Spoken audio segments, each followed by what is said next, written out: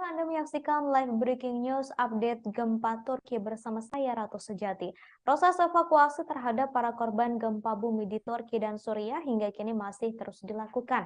Hingga hari ini kabar yang kami dapatkan terdapat lebih dari 21.000 orang meninggal dunia. Diketahui gempa dengan kekuatan 7,8 magnitudo mengguncang Turki dan Suriah pada Senin 6 Februari 2023. Gempa ini mengakibatkan banyak gedung-gedung runtuh hingga membuat banyak orang tertimpa reruntuhan bangunan. Terlebih gempa ini terjadi sekira pukul 4.17 waktu setempat saat para warga masih dalam kondisi tidur. Hari ini saudara, Jumat 10 Februari 2023 merupakan hari keempat pasca gempa Turki dan Suriah. Petugas penyelamat berpacu dengan waktu untuk menyelamatkan para korban yang masih selamat dari puing-puing bangunan yang runtuh. Hal ini karena semakin lama korban selamat dievakuasi dari bawah runtuhan, maka semakin kecil harapan hidupnya. Mengingat kondisi cuaca saat ini di Turki yang masih sangat dingin bahkan bersalju. Sejumlah video di media sosial terkait proses evakuasi beredar. Beberapa menunjukkan keberhasilan tim penyelamat mengevakuasi korban selamat dari bawah reruntuhan, namun beberapa menunjukkan harapan yang memudar. Kemudian saudara, masalah juga dihadapi oleh para korban gempa yang selamat karena saat ini menjadi tunawisma di tengah cuaca dingin. Seperti ratusan ribu orang di Suriah yang kehilangan tempat tinggal di tengah musim dingin pasca gempa. Seorang sukarelawan, Mousa Zidane, mengatakan ratusan keluarga itu tidur di mobil, taman umum, dan jalanan. Zidane menambahkan saat ini membutuhkan banyak bantuan relawan untuk mengevakuasi para korban, baik yang masih selamat maupun yang sudah meninggal dunia dari bawah reruntuhan bangunan.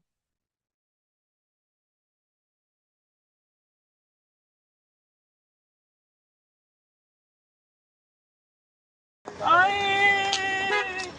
Ya Rabbi bize şükürler olsun, ya Rabbi bize bir şey olmaz ya Rabbi. Allah'ım şükürler olsun ya Rabbi.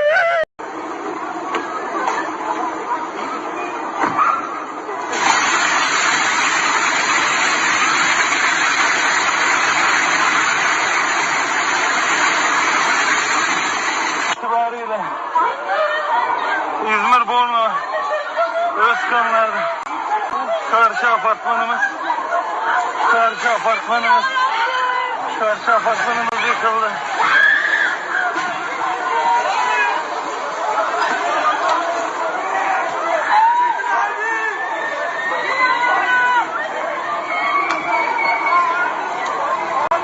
Abi canlı yayın almayın ya. Canlı yayın almayın kimse ya. Videonun ilk ışıkları.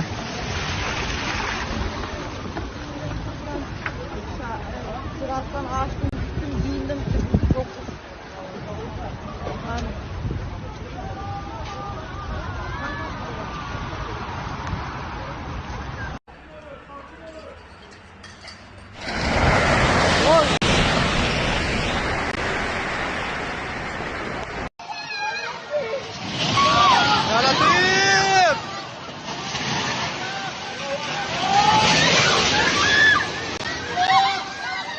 Allahu Ekber!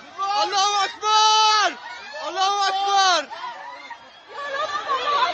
Ya Rab! Bak şimdi. Bak. Reza kalama. Bak Reza kalama bak. Gelme! La! Gelme!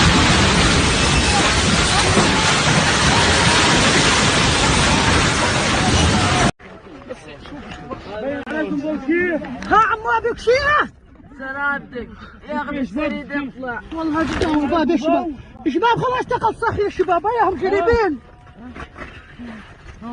فيك مياه؟ اوف لا بتشتري تطلع يلا تطلع معك حدا غيرك؟ ايه اخواني اثنين يلا يا حبيبي يلا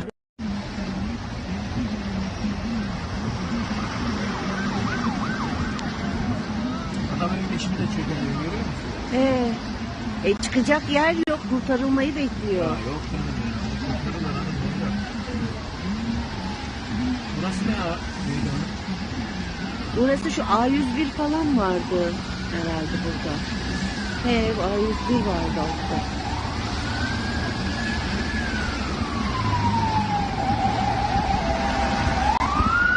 A101 de çökmüş bak.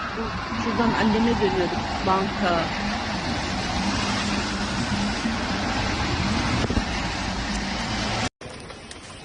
Bir Allah'ın kulu yok. Evet, mutlu. 112 ara. Sejumlah korban gempa Turki dan Suriah ditemukan selamat dan berhasil dievakuasi dari bawah reruntuhan bangunan. Sejumlah video momen hangat dan mengharukan ini beredar luas di media sosial. 3 gadis berusia antara 5 dan 10 tahun ditemukan hidup di bawah puing-puing selama operasi pencarian dan penyelamatan di Kahraman Maras pada Kamis 9 Februari. 1 gadis berhasil ditarik dari bawah reruntuhan, sedangkan 2 gadis lain masih berkomunikasi dengan tim pencari dari bawah reruntuhan. Sementara itu di Adiyaman, seorang gadis berusia 17 tahun bernama Gulsum Yesilkaya Hiva berhasil diselamatkan. Gulsum berhasil bertahan hidup selama 20 jam di bawah reruntuhan sejak gempa terjadi. Kemudian saudara, seorang gadis berusia 10 tahun ditemukan hidup pada jam ke-90 sejak gempa Turki. Menurut pernyataan dari Departemen Pemadam Kebakaran Metropolitan Antalya, gadis itu berhasil selamat dan langsung meminta susu kepada tim penyelamat. Seluruh korban yang berhasil dievakuasi dengan selamat langsung dibawa ke tempat yang lebih aman untuk mendapatkan perawatan intensif. Beberapa juga langsung dibawa ke rumah sakit untuk mengobati sejumlah luka yang dialami. Diketahui saudara, gempa di Turki dan Suriah terjadi pada Senin 6 Februari 2023 dengan kekuatan 7,8 magnitudo. Gempa ini mengakibatkan banyak bangunan roboh dan menimbulkan lebih dari 20.000 orang meninggal dunia.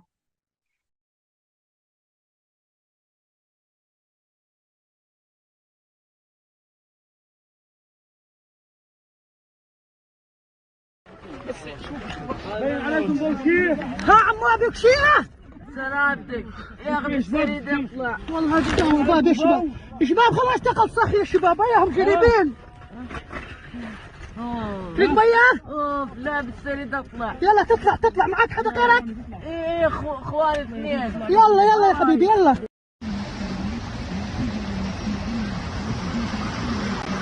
Bir şey yapmıyorsun canım. Yok babana bir şey yapmıyorsun. Baban sen çıktı diye seviniyor. Yok sıkıştırmazsın babanı. Tamam Nisa'cığım gel bak. Gel. Gel kızım hadi bebeğim. Kafana dikkat et Nisa'cığım. Gel kızım. Gel amcam. Hadi bakalım. Bir dakika arkadaşlar. Nisa'cığım kafana dikkat et. Tamam. Kafana dikkat et. Allah'ım galiba genişlemiş oluyor. Sakin. Nisa'cığım bir dakika. Koltuğun altına tut. Hadi. Tamam. Nisa. Tamam dur. Hadi kızım. Koltuk altından tut. Koltuk. Emine dikkat et. Bana bırak aşağı. Bana bırak. Bunu ben götüreceğim. Aç canım aç. Aç bakalım bebeğim. Emine. Emine. Bırak yerinize gelin be. Bırak. Sal kendini sal tut. Aferin sana Muhammed. Hadi abim benim hadi. Dur. Bırak sen bak bırak. Elini bırak. Elini bırak. Bırak sen abi ne yapıyorsun? Bırak. Bırak elini bırak. Yaşa Muhammed. Bravo. Bravo Muhammed'e. Helal olsun. Bravo. Yaşıyor inşallah. Yaşıyor. Ambulans sıçıyor. Ambulans batarya. Ambulans gelsin. Gel canım gel buradayım Murat. Gel. Oğlum Murat yardımcı ol. Tamam. Kim varsa hadi. Bak ayakkabın varsa giy oradan hemen ayakkabı. Gel ayakkabını giy. Gempa di Turki membawa kesedihan yang mendalam bagi para korban dan keluarga. Namun beragam keajaiban dan momen haru terjadi dalam insiden ini. Diketahui saudara, gempa terjadi di Turki pada Senin 6 Februari 2023 dengan kekuatan 7,8 magnitudo dan dirasakan serta membawa kerusakan hingga ke Suriah. Guncangan gempa ini mengakibatkan banyak gedung runtuh dan menimpa warga yang masih terlelap lantaran gempa terjadi sekira pukul 4.17 waktu setempat. Sebuah momen mengharukan terjadi saat proses evakuasi dan pencarian korban dilakukan. Tim penyelamat berhasil menemukan seorang bayi yang masih berusia 20 hari di bawah reruntuhan bangunan. Ajaibnya, bayi tersebut ditemukan dalam kondisi hidup meski telah berhari-hari berada di bawah reruntuhan. Saat ditemukan, bayi kecil itu mencengkeram rambut sang ibu. Video itu kemudian beredar di media sosial dan menuai banyak komentar. Diketahui video berdurasi 11 detik tersebut diambil di Kahramanmaras, salah satu kota yang terdampak parah akibat gempa.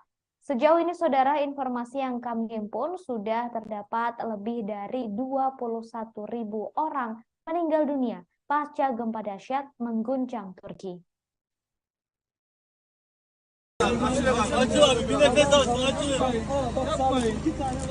Başörtüsü tarzı bir şey var mı boynuna sarmak için?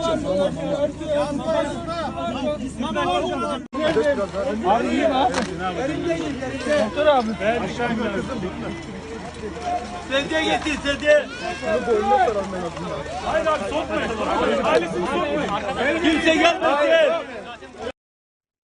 Keajaiban juga terjadi pada seorang bocah Suriah yang berhasil ditarik dari reruntuhan oleh tim penyelamat. Bocah Suriah itu berhasil diangkat dari bawah reruntuhan bangunan dengan selamat tanpa luka. Saat dikeluarkan dari bawah reruntuhan gedung akibat gempa Turki Suriah, sang anak tampak gembira. Ia bahkan tersenyum sambil menyapa para petugas penyelamat yang baru saja mengangkatnya. Momen itu diikuti oleh takbir dari seluruh tim penyelamat dan warga yang berada di sekitarnya. Diketahui bocah Suriah itu sudah terhimpit di antara reruntuhan bangunan selama 3 hari sejak gempa terjadi. Momen mengharukan ini terjadi setelah gempa sekuat 7,8 magnitudo mengguncang Turki pada Senin kemarin. Gempa ini, saudara, berpusat di Gaziantep dengan kedalaman 18 km. Titik gempa yang tergolong dangkal ini mengakibatkan banyak gedung roboh dan membuat banyak korban tertimpa bangunan hingga meninggal dunia.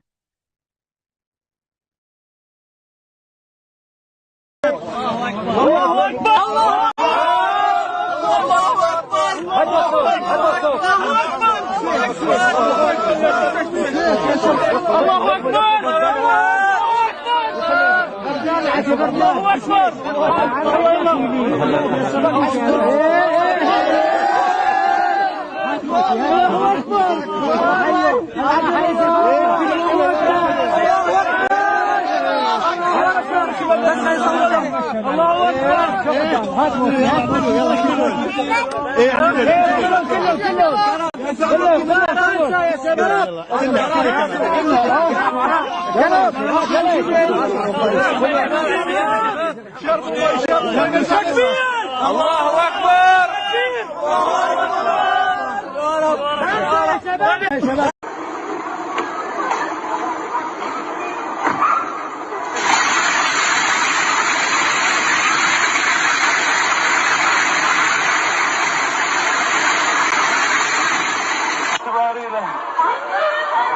İzmir Bornu Özkanlar karşı apartmanımız yıkıldı.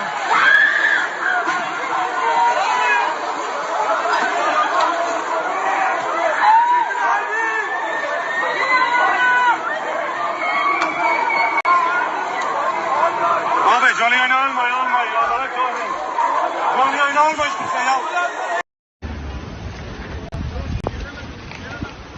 Videonun ilk ışıkları.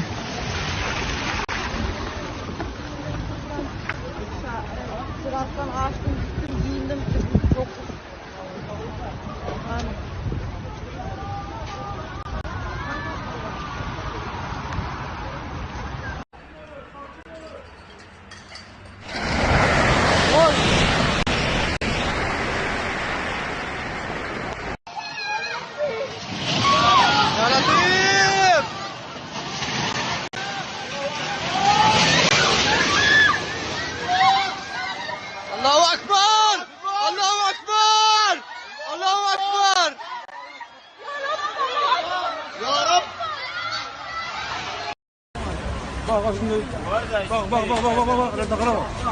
Bak Rezakala bak.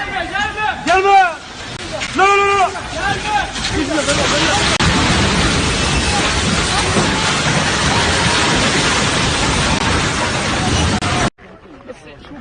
باين عليكم بوكيه.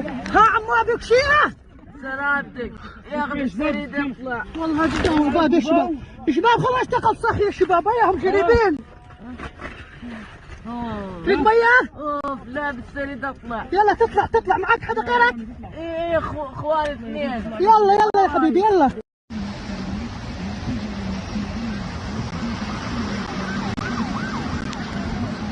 Adamın peşini de çekiyor. Çıkacak yer yok kurtarılmayı bekliyor. Burası ne ya? Burası şu A101 falan vardı herhalde burada. A101 vardı altta.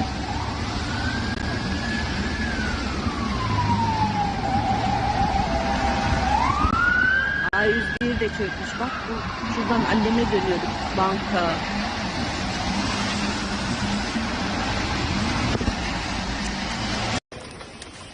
Bir Allah'ın kulu ya. Evet, mutlu. 112 ara.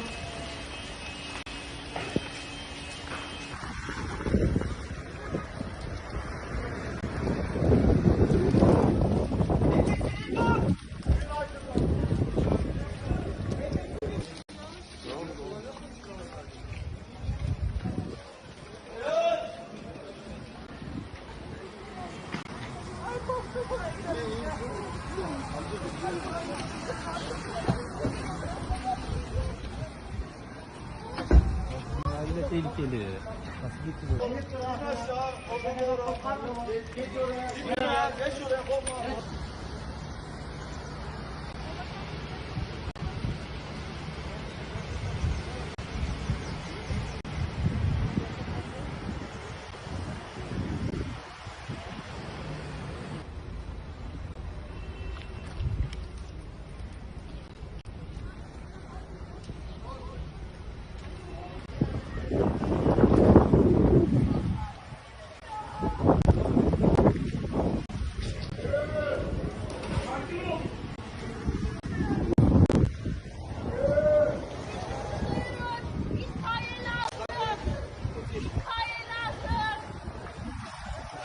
Çekme Kübra, bu anadan hiçbir şey çekme.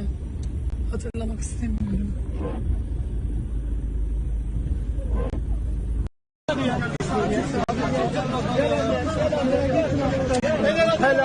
Beyler açılın, yaralıya ölüyorum, açılın. Hadi açılın beyler. Allah'ım bu nasıl iş?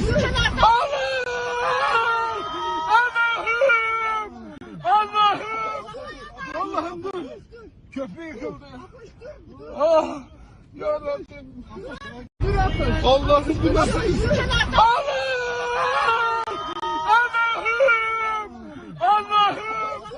Allah'ım dur. Köprü yıkıldı. Ah ya Rabbim.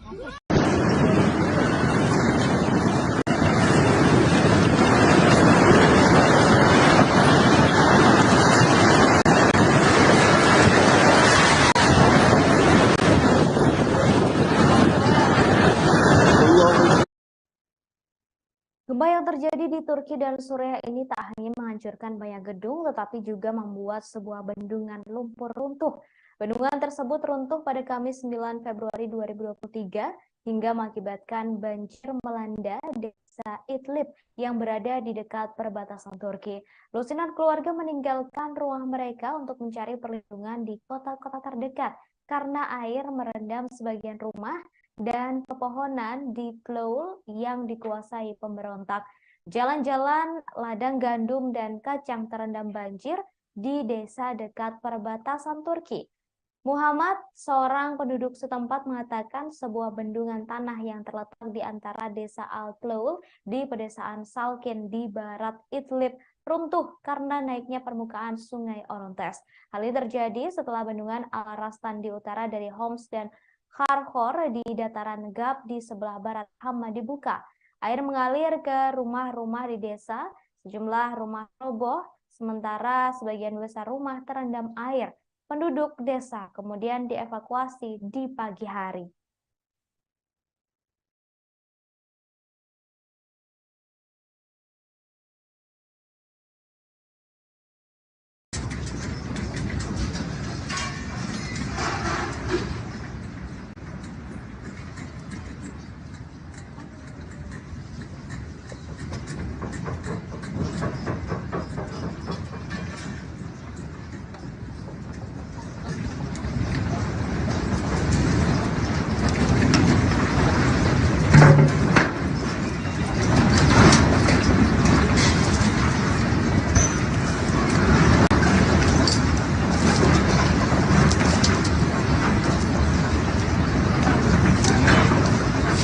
طبعا هذا الفيديو ما بعرف اذا بدي اموت اضل عايش، لكم مثل شايفين الحمد لله على كل شيء.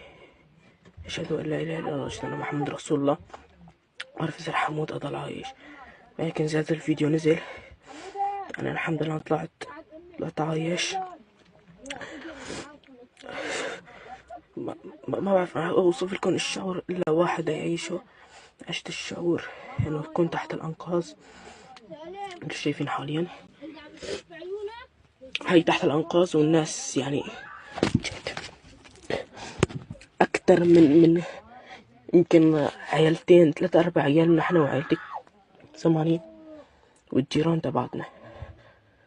الله يعين.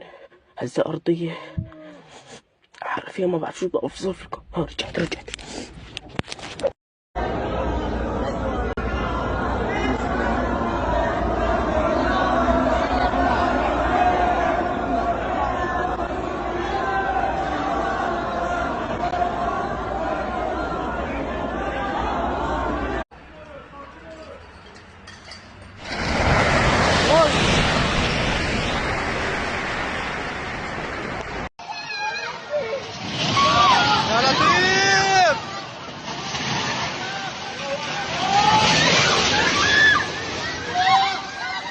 الله أكبر الله أكبر الله أكبر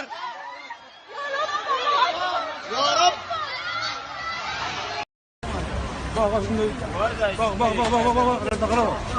بقى رزق غلبة بقى جلبة. لا لا لا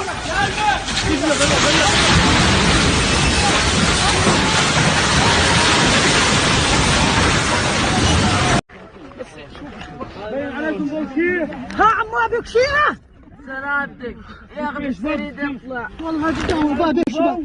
يا شباب خلاص تقصخ يا شباب، وياهم قريبين. تريد مياه؟ اوف لا بتشتري تطلع. يلا تطلع معك حدا غيرك؟ ايه اخواني اثنين. يلا يا حبيبي يلا.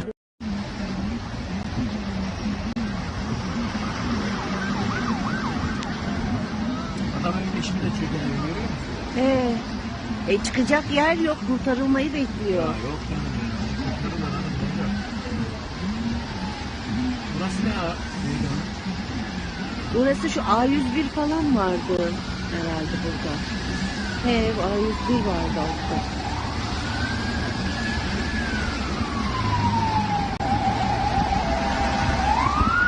A101 de çökmüş bak. Şuradan anneme dönüyorduk, banka.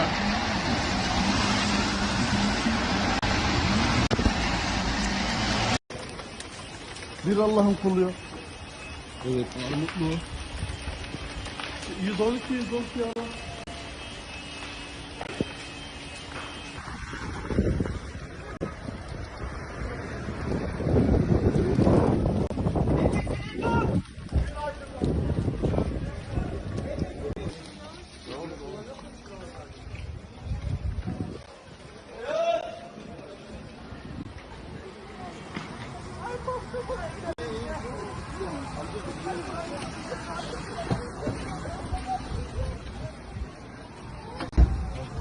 Tehlikeli.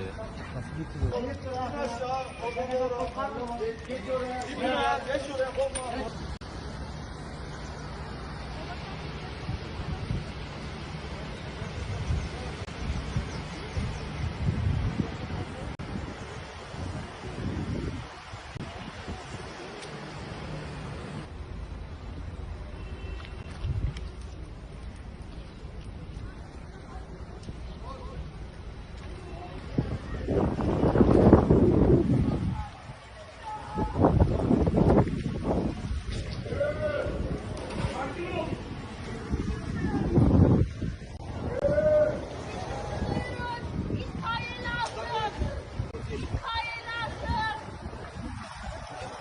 Mekul, bu anadan hiçbir şey çekme. Hatırlamak istemiyorum.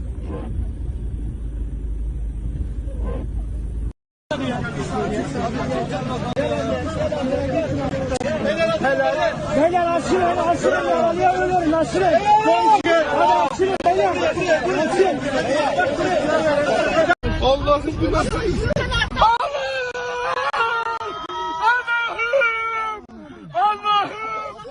Allah'ım dur. Köprü yıkıldı. Ah yarabbim. Allah'ım bu nasıl iş?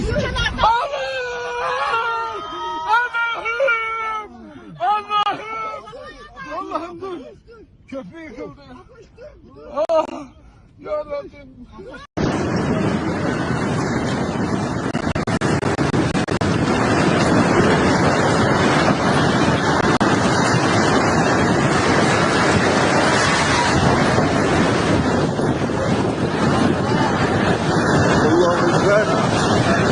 Allah. Yaşıyor inşallah. Yaşıyor. Ambulans batarya. Ambulans gelsin. Gel canım gel buradayım Murat. Gel. Oğlum Murat yardımcı ol. Tamam. Kim varsa haydi. Bak ayakkabın varsa giy oradan hemen ayakkabı. Gel ayakkabını giy. Varsa giy oradan gel. Hemen ayakkabın varsa giy oradan. Hadi gel ayakkabını giy. Arkadaşlar 10 tur oteli yanındaki bina göçük altında yakınlarımız var. Lütfen levye, makas ne varsa.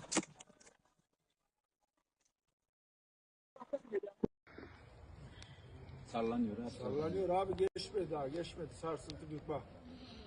Bak.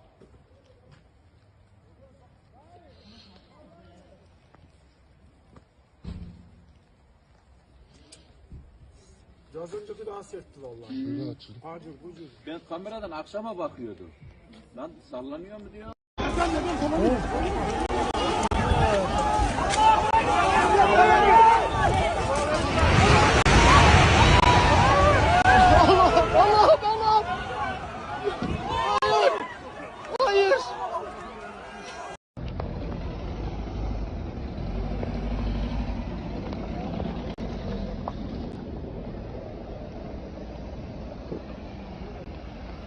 Bina çöküyor, bina çöküyor.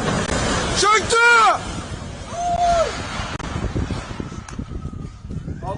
Başını yere koy başını. Yatır Eray başını yatır. Eray başını arkaya yatır oğlum. Başını arkaya çıkar oğlum. Hadi bakalım. Gel babam. Gel oğlum gel. Abi çok sarsma, çok sarsma. Gel baba. Hadi bakalım. Dikkat et çocuğun kafasına dikkat et. Hadi sakin ol. Tamam. Eray. Eray. Baba. Eray. Yavaş Gel. gel babam. Gel oğlum.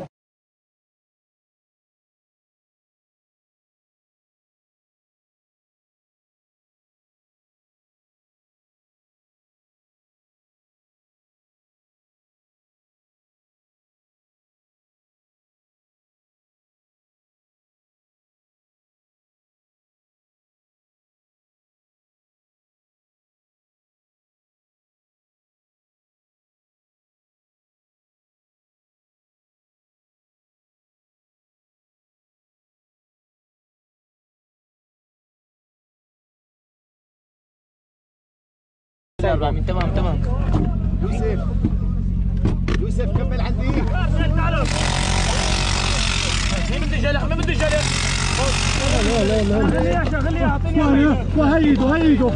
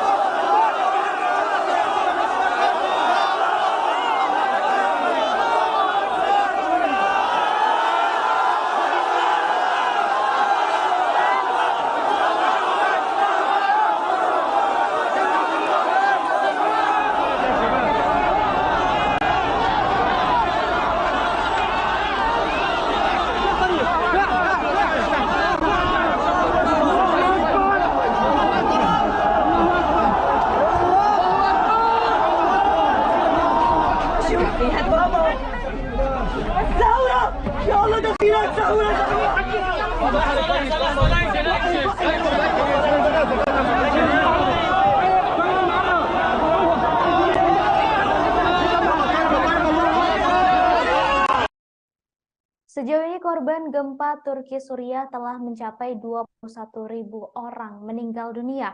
Karena jumlah korban yang sangat banyak, Perserikatan Bangsa-Bangsa atau PBB telah meminta lebih banyak bantuan untuk Turki dan Suriah.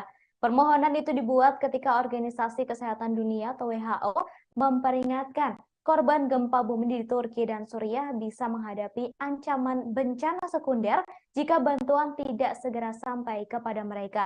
Sejumlah bantuan saat ini telah dikirimkan, termasuk satu diantaranya dari Ukraina. Pakar penyelamat Ukraina telah terbiasa dengan keadaan darurat di zona perang.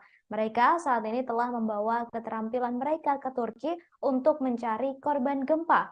Ukraina mengirim 88 responden darurat ke Turki pada hari Kamis kemarin untuk membantu mengatasi bencana tersebut. Tim itu termasuk spesialis dalam operasi pencarian dan penyelamatan, dokter, penanganan, kemudian dan juga petugas pemadam kebakaran. Australia juga telah mengirimkan tim yang terdiri dari 2 orang untuk membantu upaya pencarian dan penyelamatan di Turki.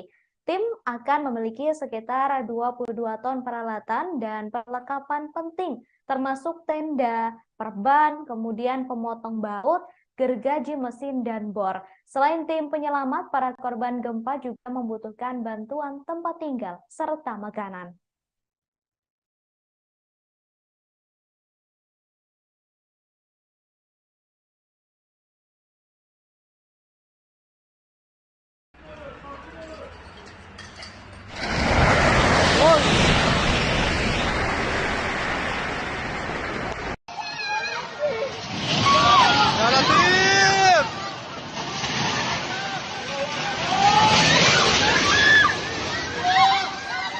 Allahu Akbar! Allahu Akbar! Allahu Akbar!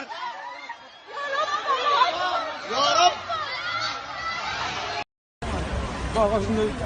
Bak. Renda kalama. Bak renda kalama bak. Gelme! La.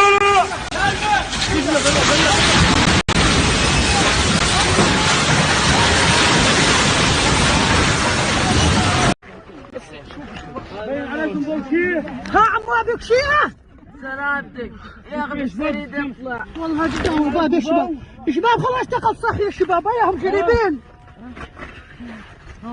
في المية اوف لا بالسريد اطلع يلا تطلع معك حدا غيرك ايه اخواني اثنين يلا يا حبيبي يلا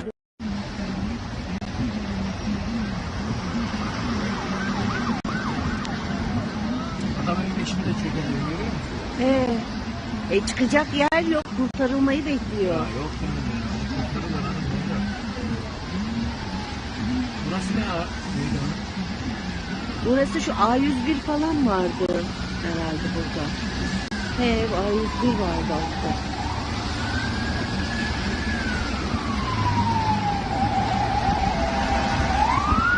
A101 de çökmüş. Bak bu şuradan anneme dönüyorduk. Banka.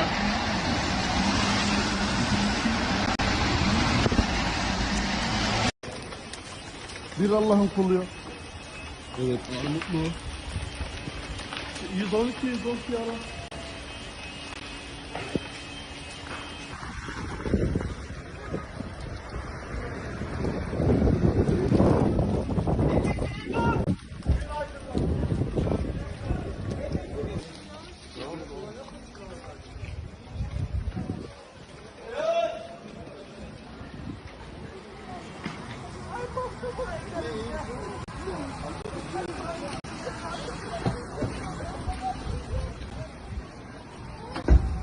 Yine tehlikeli. Nasıl gitti?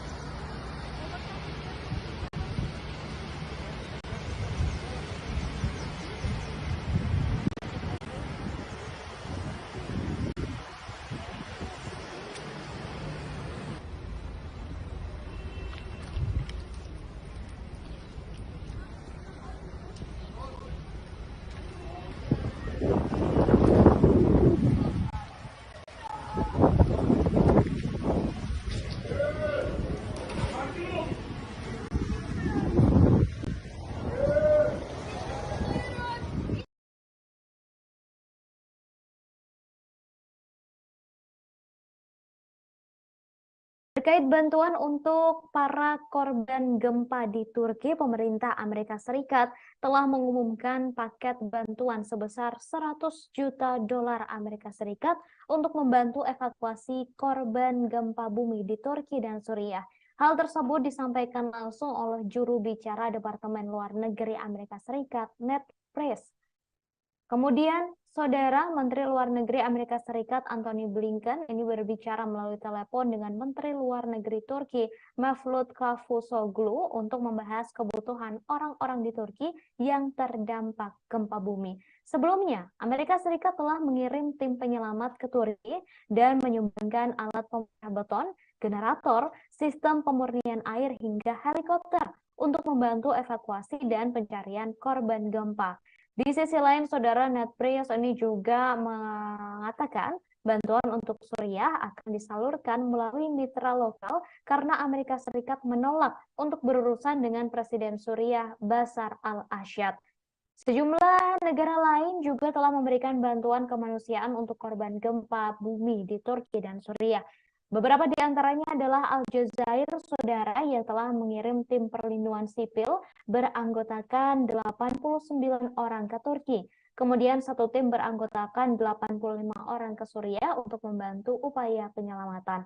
Selain itu, Aljazair juga memberikan bantuan kemanusiaan sebesar 210 ton makanan untuk kedua negara.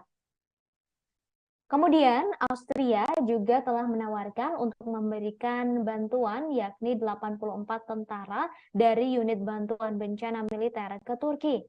Kemudian, Cina, Saudara, juga akan memberikan tahap pertama bantuan yakni senilai 40 juta yuan dalam bentuk bantuan darurat untuk Turki setelah diguncang gempa 7,8 magnitudo. Palang Merah negara itu juga akan memberikan bantuan darurat masing-masing 200.000 dolar ke Turki dan Suriah. Kemudian Kroasia, Saudara, juga telah mengirimkan 40 orang dan 10 anjing pelacak, peralatan penyelamat, dan van ke Turki. Republik Ceko juga mengirimkan tim penyelamat ke Turki yang terdiri dari 68 orang. 68 penyelamat tersebut termasuk petugas pemadam kebakaran, dokter, insinyur bangunan, dan juga ahli dengan anjing pelacak. Lalu Uni Eropa, Saudara, juga mengirimkan 20 tim SAR yang dikerahkan untuk mencari korban selamat di Turki. Unit-unit tersebut berasal dari 19 negara Eropa yang berbeda. Di antaranya adalah anggota non-UE Montenegro dan Albania yang terdiri dari 1.150 pekerja penyelamat dan 70 anjing pelacak. Penyebaran mereka dikoordinasikan melalui mekanisme perlindungan sipil UE. Lalu Jerman dan Yunani juga dikabarkan telah mengirimkan bantuan. Jerman ini mendirikan camp untuk menyediakan tempat berlindung serta unit pengolahan air. Selain itu, Jerman juga menyiapkan genset, tenda, dan selimut. Jerman juga akan meningkatkan bantuannya untuk badan amal. Lalu, Saudara, Yunani, pemerintah Yunani telah mengirimkan bantuan untuk korban bencana gempa bumi di Turki berupa ribuan tenda, tempat tidur, dan selimut. Selain itu, pihaknya juga menyertakan tim penyelamat, termasuk dokter dan insinyur. Lalu, Saudara, tidak hanya sejumlah negara di dunia yang sudah disebutkan tadi, Indonesia juga turut mengirimkan bantuan untuk membantu Turki dan juga Suriah. Badan SAR Nasional atau Basarnas juga menggelar prosesi pelepasan tim Indonesia Urban Search and Rescue atau INASAR yang akan diberangkatkan ke Turki pada hari ini, Saudara, Jumat 10 Februari. Kepala Basarnas Marsikal Madya TNI Henry Alfiandi memberikan arahan kepada para personel yang akan diberangkatkan ke Turki pada Sabtu 11 Februari. Henry menyampaikan INASAR akan diberangkatkan dari Landasan Udara Halim Perdana Kusuma sekira pukul 9 waktu Indonesia Barat. Tim INASAR akan diberangkatkan menggunakan 1 unit helikopter jenis Hercules dan 1 unit pesawat Boeing. Tak hanya personel dari INASAR yang mengikuti upacara pelepasan, tetapi juga terlihat tim K9. Saat dikonfirmasi langsung, Henry menjelaskan terdapat 47 personel yang akan dikirim ke Turki dalam rangka membantu proses penyelamatan korban gempa. Henry juga menambahkan 47 orang dalam tim INASAR tersebut merupakan personel gabungan, 42 personel dari Basarnas dan 4 personel dari K9. Menurut Henry, tim anjing pelacak atau K9 ini akan sangat bermanfaat dalam membantu proses pencarian para korban di bawah reruntuhan bangunan akibat gempa 7,8 magnitudo.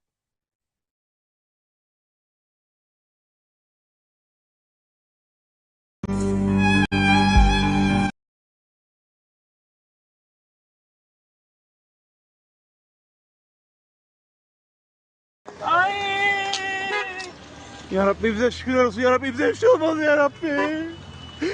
Allah'ım şükürler olsun ya Rabbi.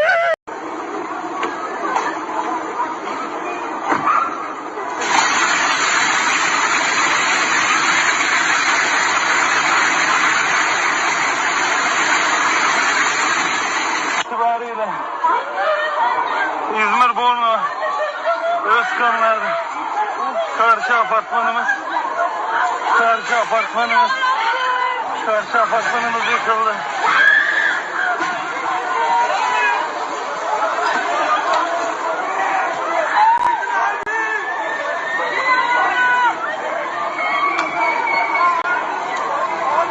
Abi canlı yayın almayın. Allah'a koymayın. Canlı yayın alma hiçbir şey ya. 20'lik ışıkları.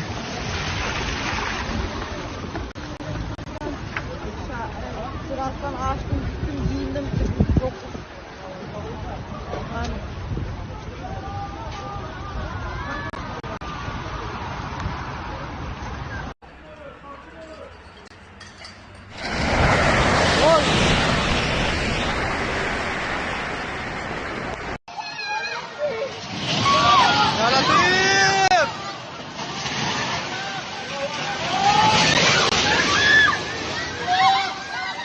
Allahu Ekber! Allahu Ekber! Allahu Ekber! Ya Rab! Bak şimdi. Bak. Renda kara bak. Bak renda kara bak. Gelme! La!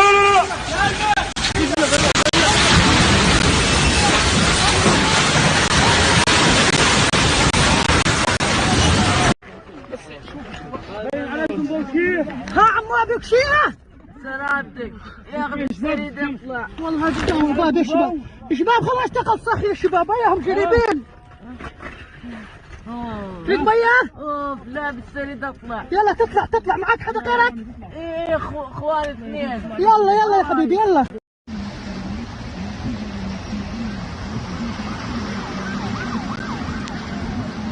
Adamın içini de çekiyor, görüyor musun? Çıkacak yer yok, kurtarılmayı bekliyor. Yok canım ya. Burası ne ya? Burası şu A101 falan vardı herhalde burada. A101 vardı altta.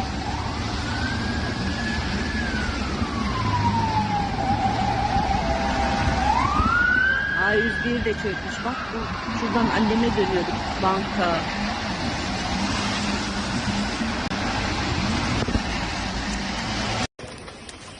Bir Allah'ın kulu. Evet, mutlu. 112 ara.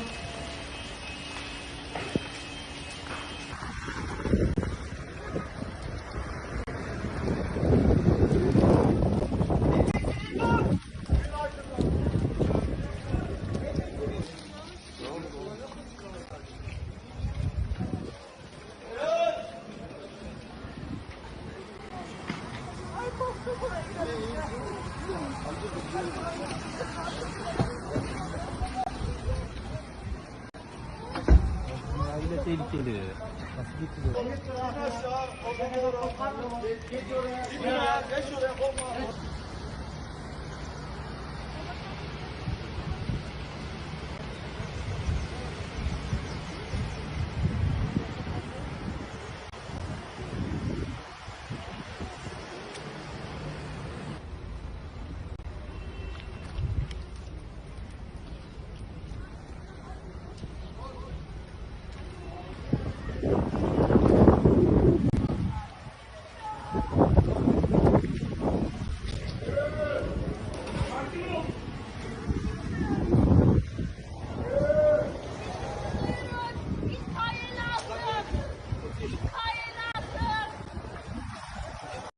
çekme Kübra. Bu anadan hiçbir şey çekme.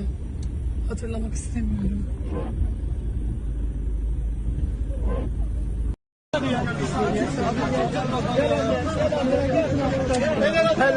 Beyler açılın, açılın. Arabaya ölüyorum, açılın. Hadi açılın beyler. Açılın. Allah'ım bu nasıl iş?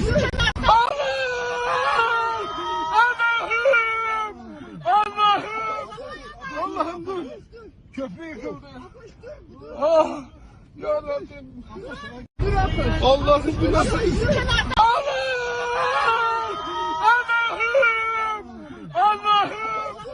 Allah'ım dur. Köprü yıkıldı. Ah! Ya Rabbim.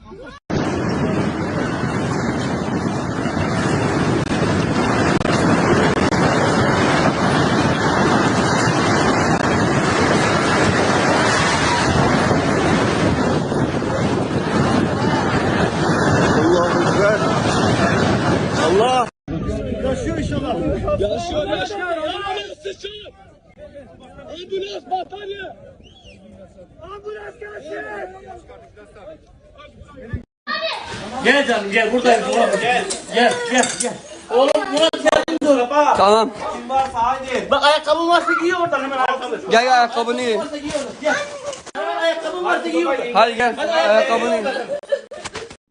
Arkadaşlar 10 tur oteli yanındaki bina göçük altında yakınlarımız var. Lütfen levye, makas ne varsa.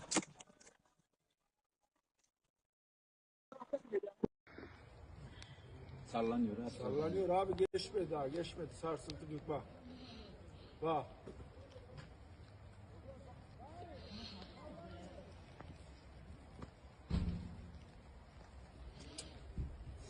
Az önceki daha sertti vallahi.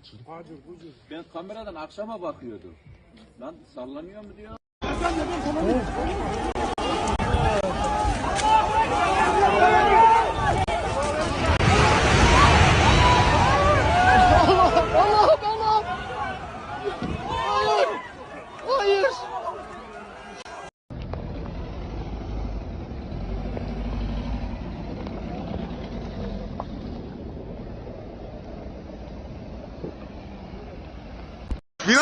Bina çöküyor. Çöktü.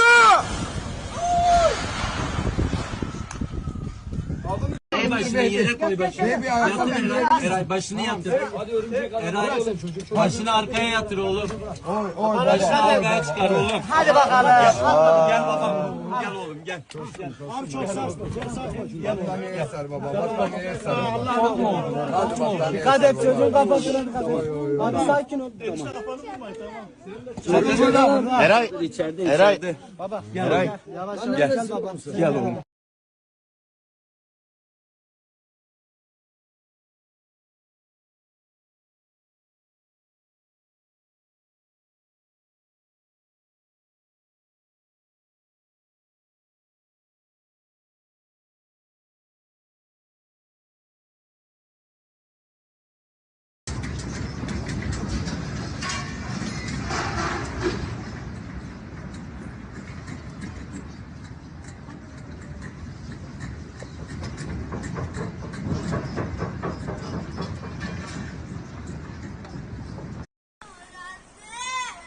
لا تخاف عمو، قول لا اله الا الله، قول لا اله الا الله. لا اله الا الله. محمد رسول الله. اشهد ان لا اله الا الله. محمد رسول الله.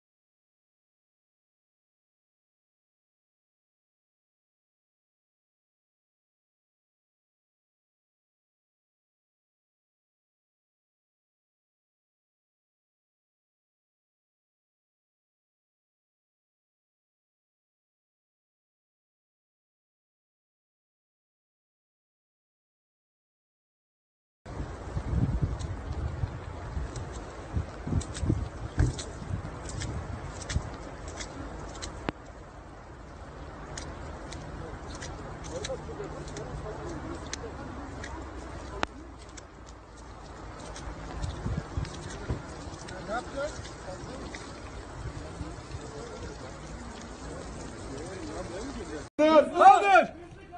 Hızlı! Kaldır! Oba! Al o tarafa. Çek. Okey. Hadi bro. Yes.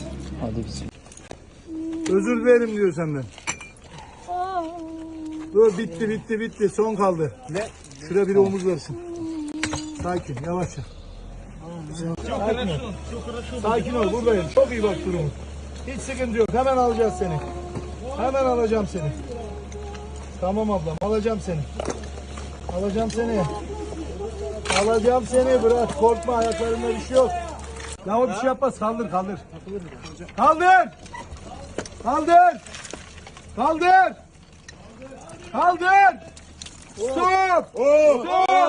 Stop!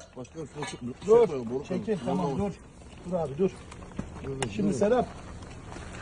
Kızım beni görüyorsun ha? Buradayım bak. Gel. Ha, dur. Dur bakayım ablam. Biraz daha kaldı. Sarıl bana. Travma. Sarıl bana. Travmayı koy abi. Sarıl bana. Ayaklarını tut kardeşim. Ayaklarını tut. Tuttum. Kaldır gövde benimle. Bir dakika bize. Ya Allah bismillah. Tamam ablam. Tamam. Çok Acı abi bir nefes alsın acı. Başörtüsü tarzı bir şey var mı boynuna sarmak için?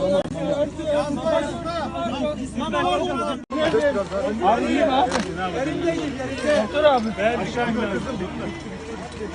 Sedye getir sedye. Hayır abi sokmayın. Ailesini sokmayın. Kimse gelmesin.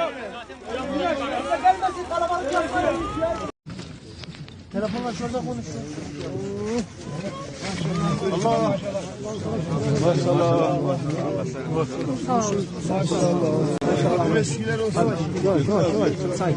Sakin abi. Sakin tutalım abi. Sakin. Işıklar göze gelmesin.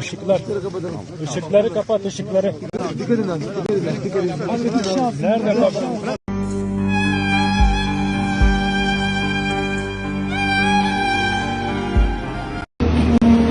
Ne devlet var, ne afat var. Kimse bir şey yapmıyor. Kendi kepçemi aldım geldim. Altında insanlar var. Şu insanlara bir çadır bile veren yok. Anca orada bekliyorlar. İnsanlar öldükten sonra kurtarsan ne olur, kurtarmasan ne olur? Kaç saat olmuş bekliyor insanlar.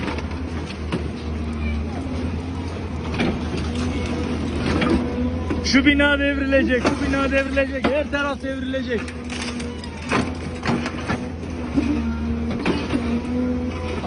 Hadi oğlum.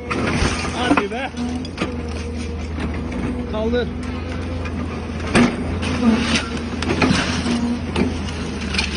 Bir tarafta sağanak kar yağışı var. Her taraf simsiyah, ışık yok zaten. Hadi. Kalksak çok iyi olur.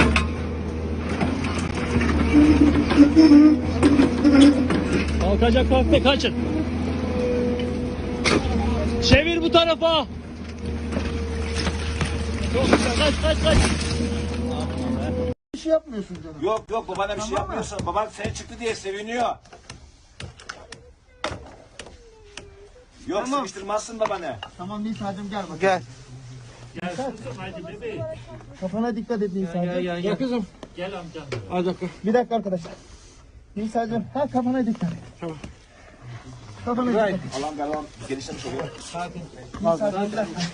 Koltuğuna tut. Hadi. Tamam. Nisa. Tamam dur. Hadi kızım. Koltuk altından tut. Emine dikkat et. Bana bırak sana. Bana bırak sana.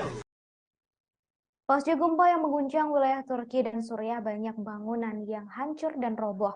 Dua gempa berkekuatan 7,8 dan 7,6 magnitudo terjadi pada Senin 6 Februari lalu meluluh lantakkan bangunan di wilayah terdampak. seperti yang terjadi di wilayah Turki Selatan di mana gempa berpusat. Seorang insinyur geologi dari Istanbul Technical University, Profesor Okan Tuysus, mengungkapkan alasan mengapa banyak bangunan yang hancur akibat gempa di Turki. Menurutnya, gempa yang terjadi dengan kekuatan bangunan yang tidak memenuhi standar konstruksi modern menjadi penyebab banyaknya gedung ambrol. Guncangan gempa pertama yang terjadi yakni 7,8 magnitudo diperkirakan setara dengan ledakan 5 juta ton TNT. Sedangkan gempa kedua yakni 7,6 magnitudo diperkirakan setara dengan 3,5 juta ton TNT. Perkataan Tuysus ini diamini oleh insinyur sipil dan Presiden Asosiasi Retrofit Gempa Turki, Sinan Turkan. Sementara itu juga mempertimbangkan bahwa getaran sebesar ini yang terjadi secara berurutan akan menimbulkan risiko bagi bangunan manapun. Para ahli juga menggarisbawahi bahwa tragedi dalam skala besar ini sama sekali tidak bisa dihindari. Sebelumnya, saudara, pada Rabu kemarin, Presiden Turki Erdogan mengatakan telah menetapkan situasi darurat di 10 provinsi yang terdampak gempa selama 1 tahun. Diketahui gempa yang terjadi kemarin Senin menjadi gempa terbesar yang pernah terjadi di Turki sejak 1939. Tak hanya itu, saudara, gempa yang terjadi kemarin Senin juga menjadi gempa terbesar dan mematikan di seluruh dunia.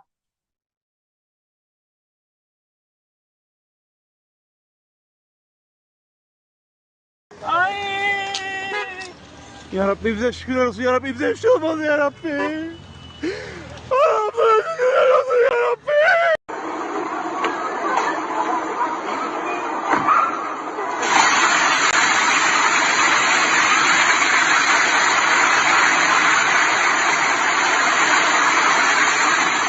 İtibariyle İzmir Bornu Özkanlar'da karşı apartmanımız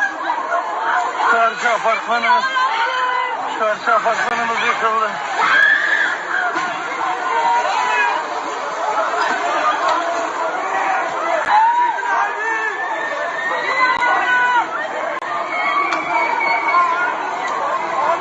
Abi canlı yayını alma. Allah'a kahretsin. Canlı yayını alma hiçbir şey ya. 20'lik ışıkları.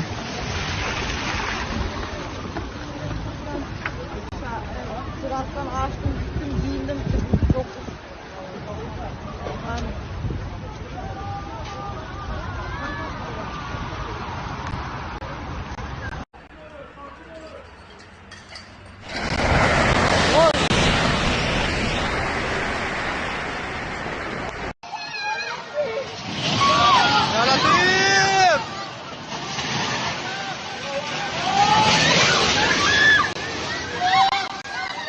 Allahu Ekber! Allahu Ekber!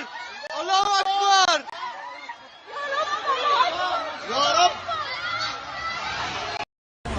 Bak şimdi. Bak. Reza kalama. Bak Reza kalama bak. Gelme! La. Gelme!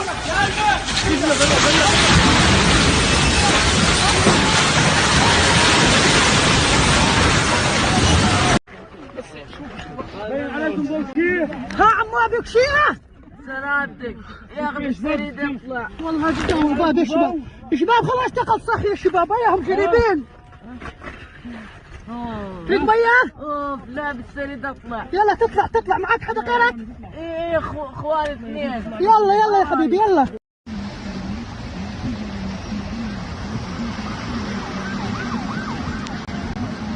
Adamın peşimi de çekiyor, görüyor musun? Çıkacak yer yok, kurtarılmayı bekliyor.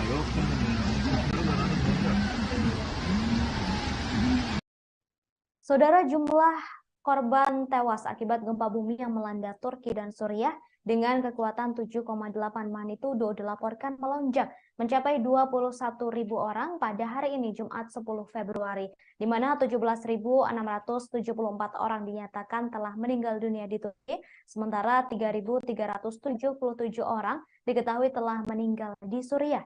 Misalnya sebanyak 70.000 jiwa mengalami luka-luka, sebagaimana yang dilansir dari Otoritas Bencana dan Darurat Turki. Sejak gempa mengguncang kedua wilayah tersebut pada awal pekan kemarin, tim penyelamat di Turki dan Suriah masih terus melanjutkan upaya terakhir untuk mencari dan mengevakuasi korban selamat yang terjebak puing-puing. Akan tetapi saat pencarian telah memasuki hari keempat, harapan mulai memudar. Para ahli mengatakan orang bisa bertahan hidup selama 1 minggu atau lebih. Namun karena suhu ekstrim yang melanda Turki, kemungkinan akan mempersulit tim untuk menemukan orang yang masih hidup dalam suhu yang sangat dingin. Demikian update gempa Turki, saudara. Kami akan terus memperbarui informasi Anda di Breaking News Tribun News. Saya Ratu Sejati pamit undur diri. Selamat sore dan sampai jumpa. Jangan lupa like, subscribe, dan share ya.